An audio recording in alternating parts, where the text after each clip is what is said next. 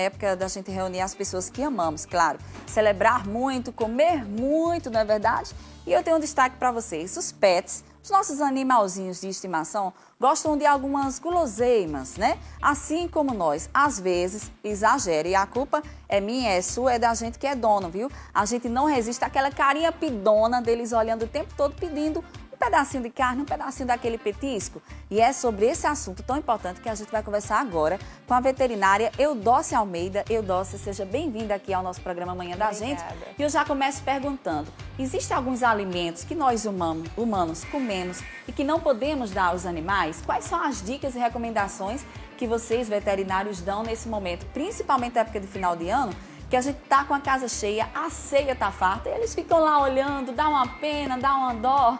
Bom dia, seja bem-vinda. Bom dia, obrigada. Existem sim muitos alimentos, né? Então, esses alimentos, eles causam intoxicação. Então, a gente tem que entender mais ou menos como é que funciona esse sistema de intoxicação, a diferença de uma intoxicação para alergia, né? Uma intoxicação, ela está relacionada ao quê? Aquele alimento, a forma como ele está distribuído no ambiente, né, daquele animal, a quantidade que esse animal vai ingerir de alimento, né, e a sensibilidade. Então, você pode ouvir relatos de pessoas que dizem, meu animal comeu tal coisa e não sofreu nada, então o seu não acontece. Então, existem animais que têm certa sensibilidade e outras não. Mas o que acontece? Esses alimentos, eles possuem toxinas.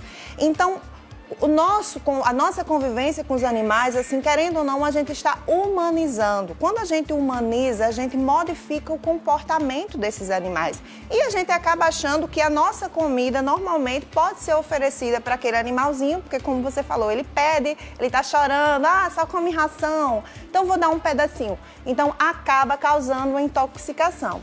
Então, nessas épocas de festividades, vamos falar um pouquinho dos alimentos que as pessoas mais costumam oferecer aos animais, né? Que mais provocam intoxicação. O principal é o chocolate, né? Eu acho que todo mundo sabe como o chocolate ele é tóxico, né, para os animais. Por quê? Porque ele contém um princípio que se chama teobromina. Então, no chocolate você encontra tanto a teobromina como a cafeína e ambos são tóxicos tanto para cães e para gatos. Então, o que acontece? O cãozinho tá ali brincando e você oferece um pedacinho de chocolate, nem que seja pequenininho. Aquela pequena concentração, ela pode ser fatal para o cão. E qual é o problema e principal perigo da teobromina? Ela fica durante 24 horas no organismo do animal. Então, aquele animal pode passar o dia inteiro sofrendo. Então, quando você oferece chocolate para o animal e você notar qualquer sintoma diferente, mesmo que você não veja que ele teve alguma coisa, você tem que correr para o veterinário porque ele pode ser letal. A gente fica na dúvida com relação à questão do doce, do salgado, a preferência dos animais. Tem como a gente ter uma noção do apetite deles? Quais são as recomendações e dicas que você dá para a gente começar a identificar o tipo de sabor que aquele nosso animal gosta mais? Então, é muito boa a sua pergunta, Sabrina. Hoje em dia nós estamos trabalhando cada vez mais com alimentos que sejam tanto saudáveis para nós, seres humanos, como os animais. Aí a gente se engana muito, não sei se você conhece, tem um xilitol.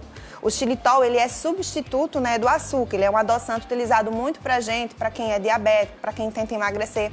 Só que o xilitol, ele é extremamente tóxico para cães. Então, ele está presente em pães, ele está presente em bolos, né? Ele está presente em alguns alimentos doces. Então, o que a gente sempre fala para o tutor?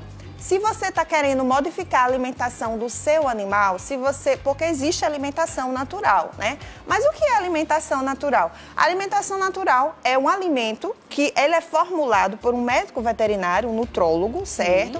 E aquele animal, ele foi acompanhado por um veterinário, ou seja, foram feitos exames nesse animal para ver quais os alimentos que podem ser oferecidos para ele, justamente para evitar a intoxicação.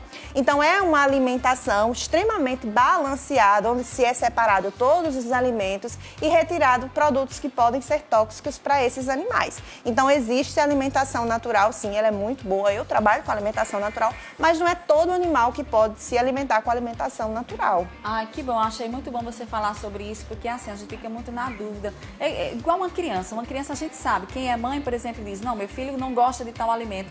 E aí, quando a gente está criando um animal, um pet, é a mesma forma. A gente tem que conhecer um pouco do organismo dele. Sim. Eu fico muito na dúvida com relação à fruta. Fruta é saudável para todo mundo, para o animal também é? Não, algumas frutas também são tóxicas. Por exemplo, o xilitol, né? Ele é uma substância que ele está presente no morango, ele está presente na ameixa, ele está presente na framboesa. Então, se você oferecer isso para o seu animalzinho, para o seu cãozinho, para o seu gatinho, ele vai se intoxicar e pode morrer. Da mesma forma, tem uma fruta que muita gente pensa que ela é ótima, é o abacate. O abacate, ele tem uma toxina que nós chamamos de persin, que é a toxina fungicida. E ela não é só tóxica para cão, ela é tóxica para cão, para gato, para bovino, para caprino, para coelho, para passarinho. E o que essa toxina faz? Ela causa necrose. Então, ela vai necrosar a glândula mamária, ela necrosa miocárdio. Então, você oferece aquilo ali para o animal, ele vai começar a ficar descompensado, ter problemas respiratórios, né? Então, ele vai ter uma síndrome cardiorrespiratória. E você está achando que o seu animalzinho tem algum problema no coração e não. Foi um alimento que você ofereceu tão simples, que para a gente é super, super saudável, o abacate, mas para o cão ele pode causar a morte daquele animal. Exatamente, a gente se confunde muito com relação a isso. Agora, sobre a ração, que é o alimento indicado para os nossos pets. Misturar ração com comida é uma coisa que eu fazia. É recomendado ou não? Não. Nem se sobrar aquele arrozinho? Nem se sobrar, principalmente se sobrar o arrozinho. Tá vendo aí, pessoal aí de casa, presta atenção. Porque assim, é como a alimentação natural, que se você quiser oferecer o alimento natural para o seu animal, essa alimentação vai ter que ser balanceada, né? Ela vai ter que estar livre de qualquer tempero, né? Por exemplo, alho e cebola. É extremamente tóxico para cães. Não só o alho e a cebola, mas todos os sulfóxidos, né? Então, o alho poró, aquela cebola em pó que você oferece, o alho mastigável, tudo aquilo ali é tóxico para os cães. Então, não é legal você misturar a ração. Ou você dá a só alimentação natural, ou você dá a ração. Porque acontece quando você mistura? Você pode contaminar aquela ração, porque é um alimento úmido que você está misturando com alimento seco. A não ser que seja por orientação veterinária. Ou seja, seu animalzinho está com um problema, no caso dentário, né? E com dificuldade de digestão com alimento seco. Então, o veterinário, ele faz um balanceamento e você consegue fazer isso aí. Mas misturar por conta própria, porque o cachorrinho só gosta daquele jeito, é pensar assim, cão e gato é igual a criança. Você não pode fazer a vontade dele, né? É verdade. Se você fizer a vontade dele, ele vai comer muito, vai ficar obeso, não é verdade? E acaba tendo problema de saúde. É verdade. A gente fica com aquela ideia de que, por exemplo, essa ração não serve bem para ele, não dá sustância o suficiente. E aí acaba acrescentando esses alimentos. Existe alguma ração que é mais recomendada com relação a nutrientes e vitaminas? Que tipo de ração é mais ideal, sem identificar marcas, não é a questão de marcas, mas assim, que tipo de ração seria melhor? Vamos falar primeiro do gato. Quais as rações que têm vitaminas, minerais e toda uma questão de alimento mesmo, de substância para o gato? Pronto. O gatinho, ele é um animal que, particularmente, ele já tem problema, ele já tem uma predisposição a problema renal, certo? Então, os felinos em geral, né? Então, a ração seca, propriamente, ela já causa esse problema porque o gatinho já não gosta de beber água e você já só introduz uma ração seca. O que a gente aconselha sempre, nós veterinários? Se você tem um gatinho castrado, inicie ele a comer ração para gato castrado, né? Se você tem um gatinho que ele só come ração, introduza sachês úmidos, não úmidos com oleosidades, úmidos com concentração maior de água. Qual a dica que nós sempre damos? Olhe o rótulo da ração que você está comprando.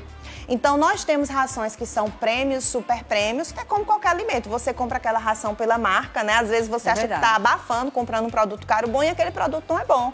Então, você olha o verso da ração. No verso da ração do seu animal, tanto o cãozinho como o gatinho, tem lá a quantidade de alimento que aquele animal precisa por dia. Então, você vai ver o peso do animal, certo? O porte. E lá tem, por exemplo, hipoteticamente, o seu gatinho tem 2 quilos. Certo? Ele é um gatinho, 2 quilos, estão lá. Ele vai precisar de o quê? 60 gramas por dia. Aquelas 60 gramas você fraciona. Não ultrapassa, porque aquela ração, lembre-se que a ração ela é formulada com vários nutrientes. Então, tudo aquilo ali é um suporte para aquele animal se alimentar durante um dia. Se você ultrapassa, você sobrecarrega o seu animal. Tanto os rins como o fígado, você cria problemas como a obesidade no animal, ou então o animal também começa a emagrecer. se ele não come da forma devida. Rejeitando um pouco a comida, né? Porque o animal acaba enjoando, né? Comendo só ração. É verdade. E aí eles são pequenininhos, né? Os felinos, os gatinhos. E os cães? Tem uma diferença também nessa questão da ração, de trazer mais nutriente. O cão pequenininho, o cão maior, como é que a gente tem essa orientação? Sim, olha, a partir do momento que você adquire um animal, certo? Você tem que entender como funciona o organismo daquele animal propriamente. Um animal de porte grande, ele tem uma necessidade diferente de um animal de um porte pequeno, certo? Então, você tem que entender quais são as doenças que aquele animal ele tem uma predisposição, certo? Por quê? Porque o alimento ele vai influenciar aí. Por exemplo, eu tenho um cão labrador ou um Rottweiler. São animais que ele tem predisposição à displasia, que é um problema ósseo. Se eu dou um alimento que vai fazer com que aquele animal fique obeso, eu vou aumentar ainda as chances dele desenvolver uma doença. Então, quando eu adquiro um animal, eu tenho que entender como funciona o organismo dele e principalmente alimento, que alimento é base de tudo. Se você alimenta o seu animal bem, você vai evitar várias doenças no futuro. Então, para cada animal, tem sim uma ração de porte diferente. Então, eu tenho um cãozinho pequenininho, de porte pequeno, eu vou procurar uma ração prêmio ou super prêmio. Por que eu digo prêmio ou super prêmio? Isso. Porque são rações que... Selecionadas com alimentos. De repente, a gente vê uma ração que a teor de proteína é só a farinha de osso. Diferente de algumas rações que o teor de proteína é a carne propriamente dita. Então, isso tem no rótulo da ração. O que é que a gente tem que fazer? Compra a ração e lê a ração. Vamos entender o que é que a gente está dando pro bichinho, né? Doutora Eudócia, eu tenho mais uma pergunta, tá? Pois não. Coisinha rápida, prática, porque eu quero aproveitar esse momento aqui e tirar todas as dúvidas. Tá. Tem muita gente em casa preocupada com aquela questão, o animal pequenininho só dá leite ou não existe essa história de estar dando leite nos primeiros meses, quando ele deixa, né, a mãe, aquela coisa toda, chega num lar novo, a gente geralmente oferece água e leite. Isso é errado? É errado. Olha aí, eu errei. Você aí de casa deve ter errado Muito também. importante sua pergunta também. O que acontece com o leite? Os filhotes, eles produzem lactase, certo? Só que quando ele se torna adulto, o gato ou o cachorro, eles acabam não tendo produção mais da lactase, que é a enzima, né, que quebra a lactose. Então, o que acontece? Quando o animal ele é adulto e você oferece leite, você vai gerar uma síndrome como acontece com quem tem intolerância à lactose. Então, você acaba intoxicando. Então, não é ideal você dar leite para cão e gato adulto, certo? Filhotinho, posso dar o leite? Você dá o leite para filhote, não o leite da vaca.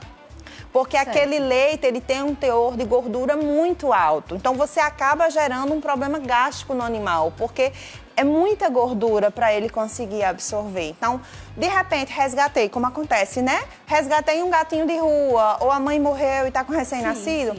Corre no veterinário, faz uma avaliação desse filhote e compra leite para filhote, porque ele tem uma formulação que você vai fazer a diluição e você vai dar para ele. Mas o leite normal, o leite que a gente toma, não deve oferecer para o gatinho nem para o cachorrinho jamais. Olha, eu estou recebendo mais uma pergunta aqui de um telespectador querendo saber sobre o leite de cabra. É indicado Não. no caso de filhotes? Também não? Também não. Tá fora, viu? Tá fora. Nem para cachorro, para ninguém? Nem para cachorro, nem para gato. Olha. Principalmente se for adulto. Ele é só lembrar, é a mesma, pensa assim, gato e cachorro adulto é intolerante à lactose. Então, se você der leite, você vai estimular um distúrbio digestório no bichinho, né? Que quem é intolerante sabe quanto é ruim. Vai ter diarreia, vai ter dor, vai ter inchaço, não vai querer comer, sofre muito. Então, leite não se oferece. Deixa o gatinho mamar na mãezinha, deixa o cachorrinho mamar e se não dá mais, você compra o leite para filhote. Certo, querida, eu quero te agradecer demais por tantas informações bacanas e muito importantes aqui no nosso espaço, viu? Desejar um feliz ano novo. Muito obrigada pela parceria. Eu que agradeço, Sabrina. Obrigada. Gente,